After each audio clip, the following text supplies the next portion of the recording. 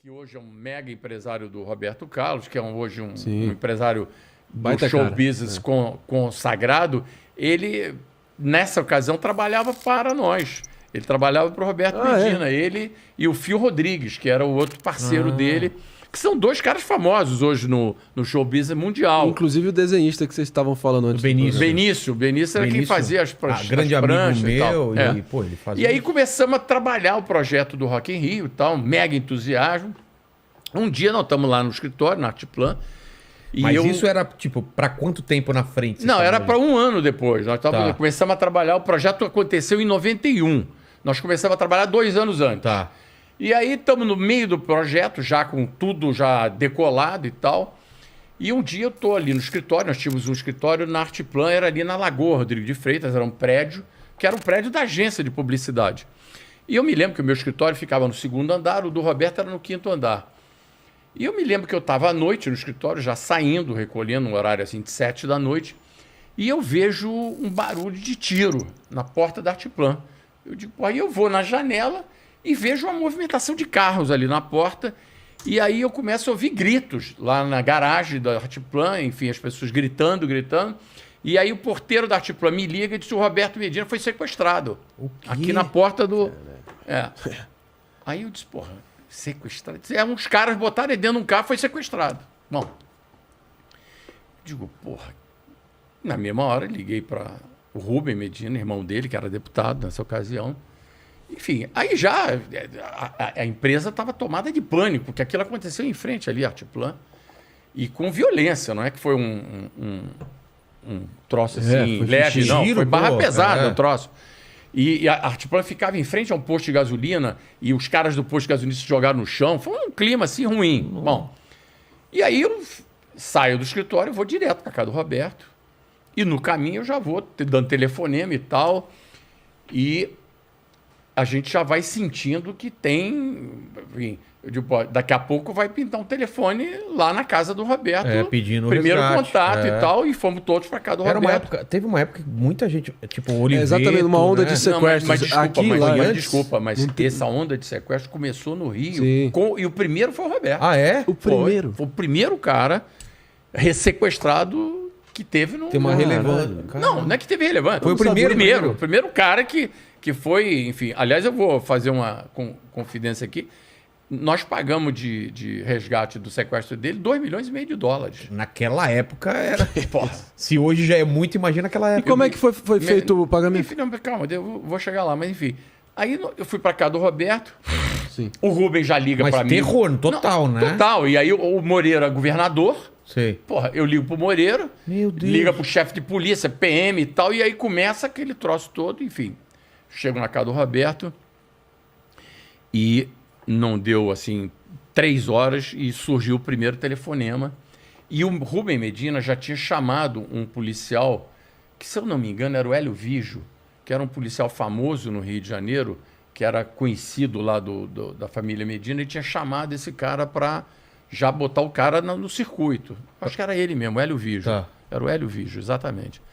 E ele estava na casa já, a Maria Alice, então, esposa dele, desolada em casa, aquele clima de velório, a gente sem saber direito o que ia acontecer, porque aquilo não era um fato corriqueiro. Ninguém sabia as E, etapas. de novo, porra, um cara com a relevância do Roberto Medina, porra, no meio daquele mega projeto do Rock in Rio e tal. Mas até então a imprensa não sabia. Não, ninguém sabia. Eu tô na casa dele e tal. Entendi. E aí, o primeiro telefonema não tinha esse esquema de telefone celular, não tinha... Telefone fixo. Telefone fixo. E aí, tinha um aparelhinho de viva voz do lado, que o Hélio Vijo plantou um gravador no aparelhinho de viva voz. Tipo uma secretária eletrônica. E disse, vamos começar, porque eles vão ligar. E aí não deu outra. 2 horas depois surgiu o primeiro telefonema. E os caras falando, disse, olha, o Roberto tá bem, tá com a gente, nós não vamos falar nada agora, é só para vocês saberem que amanhã nós vamos mandar a primeira mensagem para vocês. E aí desligaram. Meu Deus. Foi um telefonema curto e eu me lembro que eu estava ali na hora. E aquilo Foi ali... no Viva Voz isso. E aí, no primeiro momento, esse policial virou-se para o Rubem e disse assim, essa voz é do Maurinho Branco, esse cara é de uma quadrilha perigosa, do lugar tal. E aí descreveu o cara, né? Assim, ouviu a voz do cara assim, e de fato era. E era mesmo? Era o cara, Maurinho Branco. Esse cara foi morto depois, na Cinelândia, no Rio de Janeiro. Anos depois. Ou pouco tempo depois? Pouco tempo Mas depois. ele era o quê? Ele era Não, ele era droga? Era uma quadrilha ligada ao tráfico, Tá. mas que também cometia crimes desse tipo. Entendi. E que estava inaugurando no Rio de Janeiro uma modalidade de crime nova, que era o sequestro. Caralho. E aí foram 18 dias dele sequestrado. E o cativeiro era onde, afinal? O cativeiro era num subúrbio do Rio de Janeiro. E tem uma passagem curiosa dessa história toda. Foram 18 dias, Foram então. 18 dias dele sequestrado. E teve uma passagem muito incrível que um dia, no dia do pagamento do sequestro, do resgate... Você participou... Como que era, assim? É que nem... Deixa em tal lugar? Era sempre mensagens que eles deixavam bilhetes em locais. Então eles ligavam e diziam assim, na Tijuca, bar tal, tem um bilhete no banheiro. Nossa! Aí você tinha que ir lá no bar tal pegar. Tinha informação. E essa coisa foi evoluindo, foi sendo negociada e tal. E eles sempre... E aí botaram o número na mesa. Eu me lembro que... essa cena eu não esqueço. Eu estava no quarto do Roberto. Nós tínhamos conseguido comprar os dólares todos no Banco Central, que depois isso acabou dando um problema para o Roberto, porque naquela ocasião o câmbio paralelo, o valor do dólar no câmbio paralelo era o dobro do câmbio oficial. Ah, é? Então se a gente fosse comprar os 2,5 milhões de dólares que a gente queria em dólar, no câmbio paralelo, o valor era o dobro. E aí nós fizemos um apelo para o presidente do Banco Central, na época, que se chamava Elmo Camões. O Rubem Medina era deputado, fez lá uma gestão e ele autorizou que a gente comprasse o dinheiro no Banco Central. Entendi. Compramos 2,5 milhões de dólares, mas faltou, inclusive, o resto foi em moeda local mesmo. Nossa. Mas foram 2,1 milhões em dólares. E eu me lembro que eram 2 malas Samsonite e eu tive que me sentar numa delas para fechar a mala. Eu nunca tinha visto tanto dinheiro vivo na minha vida. Era um negócio assim, impressionante. 2 malas pesadas. Bolos de 100... Tudo, nota de 100. Você imagina 2,5 milhões de dólares em cédula de dólar e tal, na mesa. E aí o seguinte, quando eles ligaram a última vez para já dar o destino do pagamento, da entrega claro que o Medina falava alguma coisa para provar que estava vivo nesse meio tempo. Não, claro, ele mandava gravações, tinham gravações, tinha prova de vida o tempo inteiro. A gente e por acaso depois o Roberto... E ele sempre muito sereno? Como que... Eles faziam ele mostrar primeiro sangue, que não tinha, feridas, curativo e tal, nos vídeos para mostrar a violência deles. E ele dizia, olha, vou cortar o dedo dele, vou mandar o dedo dele cortado. Mas ele chegou a ser torturado? Não. Ele foi tratado ali no limite... Subhumano ali. No limite da tortura psicológica, digamos. Entendi. Porque o grande ativo dos caras era ele, em boa condição. Porque senão o troço não ia rolar.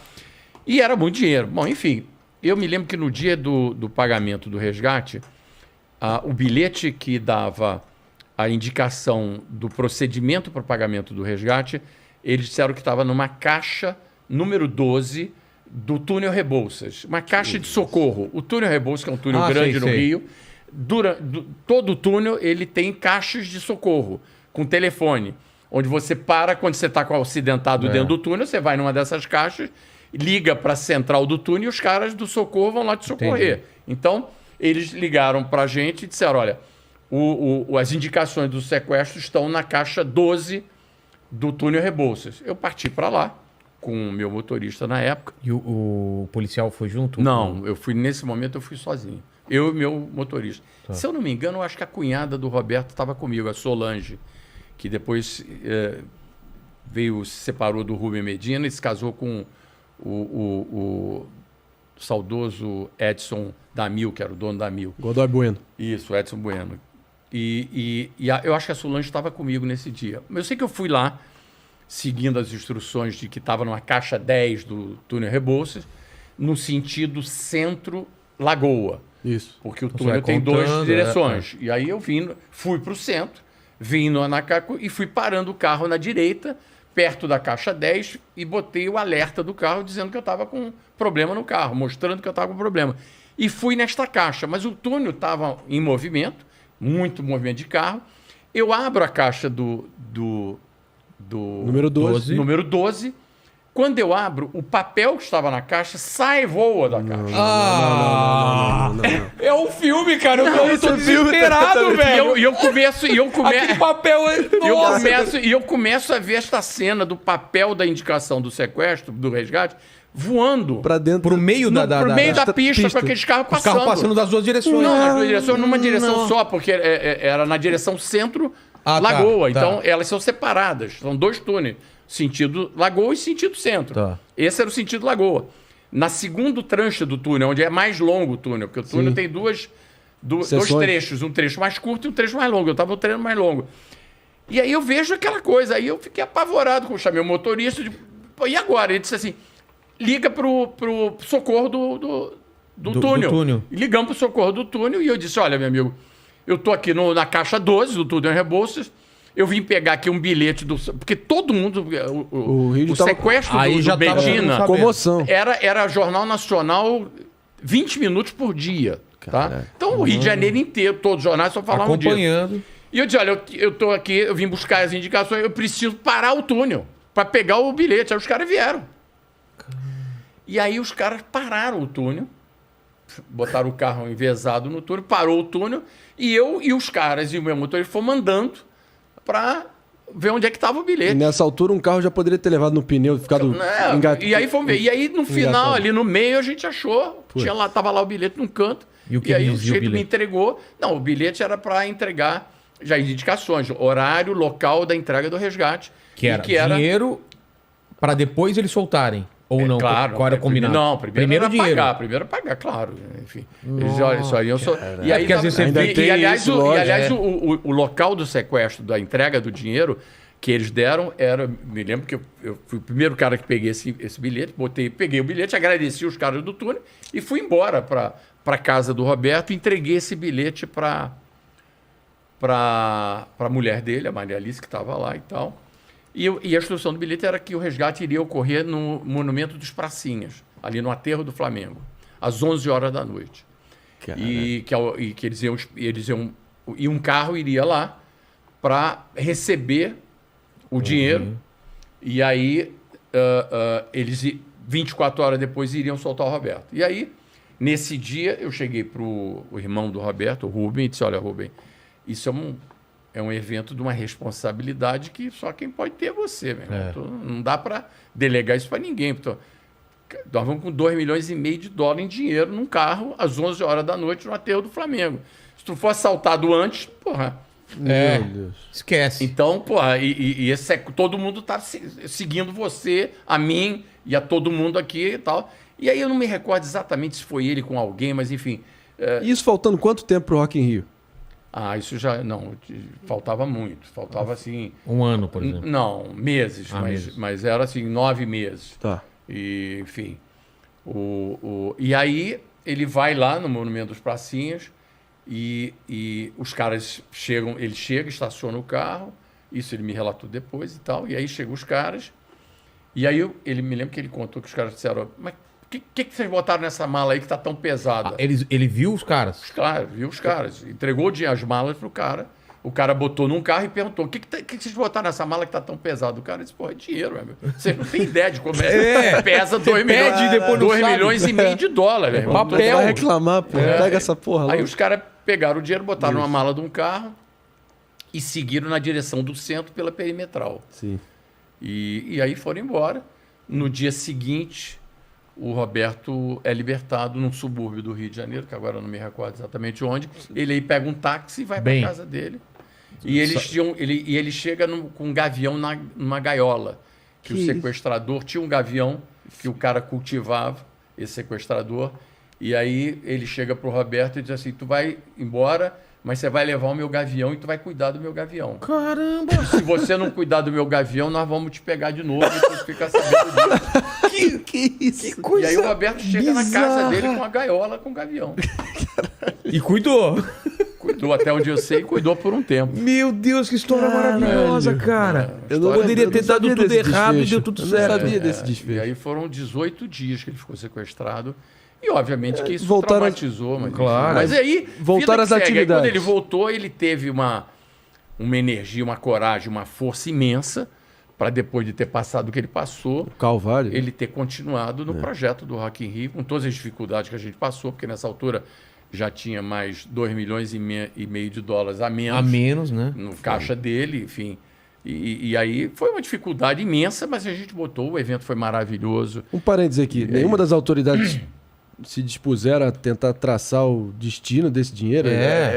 Conseguiram chegar... Como é que chegaram até os bandoleiros, os caras que fizeram acontecer? Olha, Bandoleiros? Bandoleiros, os Fazia tempo que eu não bandidos. escutava. Tem uma passagem até muito curiosa dessa história, que no dia que o dinheiro já estava na casa do Roberto, e já colocado nas malas e tal, o pagamento do resgate era no dia seguinte, e o governador, na época o Moreira, me liga e diz: Paulo, vem aqui no Palácio que eu preciso falar com você. E aí eu fui no Palácio, chego lá e ele está junto com o chefe de polícia da Polícia Militar e o chefe da Polícia Civil. Naquela ocasião eram 2 chefias diferentes para a Polícia Civil e Militar. O coronel da Polícia Militar, me lembro o nome dele, mas era um chefe simpático, um gordinho e tal. E o chefe da Polícia Civil era o Hélio Saboia, um advogado famoso do Rio de Janeiro, que se tornou chefe de polícia do governo Moreira no final do período do governo Moreira. E o Moreira vira-se para mim e diz: pô, Paulo, nós estamos aqui na seguinte situação, nós pegamos, a mãe do Maurinho Branco, do chefe da quadrilha, está presa, e ele vai entregar o Roberto. Você não vai pagar esse sequestro, você vai pedir para a Maria Alice não pagar esse sequestro, porque, enfim, para nós é uma questão de honra a gente prender essa quadrilha. E aí eu disse: porra, Moreira, tu quer que eu chegue agora lá na casa do Roberto? E aí ele fala uma frase maravilhosa que eu nunca mais esqueci. Se ele ouvir esse podcast, ele vai me perdoar, mas eu não vou aliviar ele de contar essa frase, que ele vira para mim assim: nós conhecemos o Roberto, eu sei que ele ainda aguenta uns dias lá.